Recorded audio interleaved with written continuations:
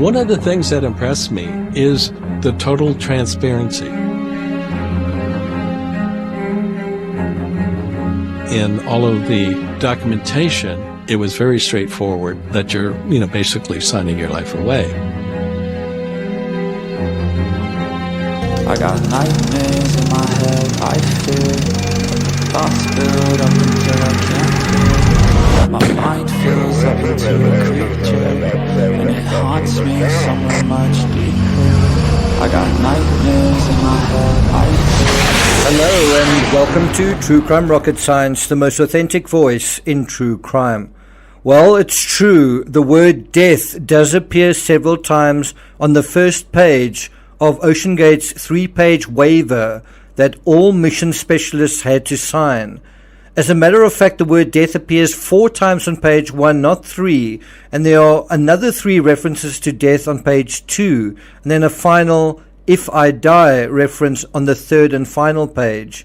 So all in all, basically 8 references to death or dying across 2.5 pages.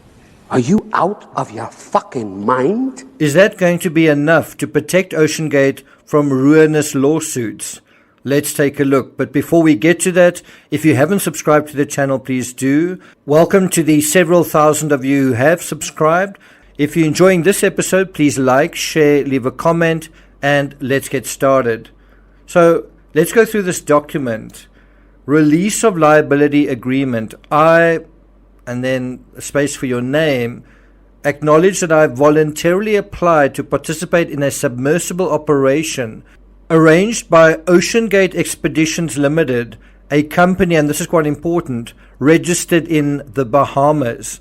And so that is essentially where you would probably deal with any kind of litigation where the company is domiciled. The agreement continues. I've been informed about the nature of the operation and the risks it presents, including that, and that already is quite important. Have you been informed? When you were informed, what were you told? Anyway, number 1, the operation includes activities involving subsurface vessels, surface vessels, and or remotely operated vehicles that are on, near, or under the water. Number 2, a portion of the operation will be conducted inside an experimental submersible. There it is. The experimental submersible vessel has not been approved or certified by any regulatory body and may be constructed of materials that have not been widely used in human-occupied submersibles. It's pretty incredible that point number 2, right there in black and white, and near the very top of page 1, acknowledges this experimental submersible. In fact, it refers to it twice in point 2. So let that put to rest any doubts you may still have about the company either not knowing or not saying anything about the risk of using an experimental, untested, or not fully tested, uncertified craft. An excerpt from point number 3 reads, I understand that I may decline to participate in any dive below the ocean surface or any activity of the operation at any time. That's reassuring. So if the craft springs a leak or starts to snap and crackle, passengers are allowed to demand, to be allowed back to the surface. I wonder if that didn't happen on Mission 5. Point number 4. These could become even more hazardous in heavy seas, obviously dangers. In addition, during the operation, I may board small vessels and other equipment that could expose me to property damage, injury, disability, or death.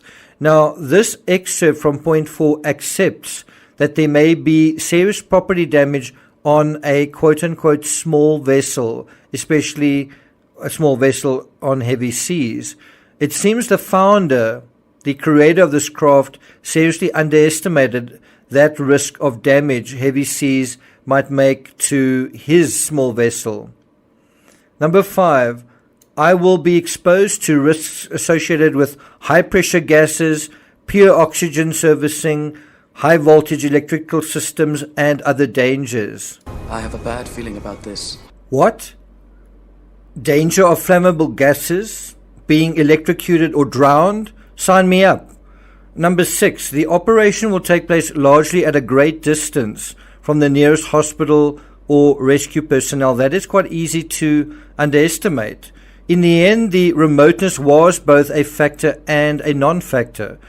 It was a factor, I believe, in how the towed platform and craft were worn down and its resilience potentially compromised or undermined in these long journeys, these long, 300-400 mile sorties this way and that over rough seas. A little bit like taking a little kitten on a walk on a leash over miles and miles of railway tracks.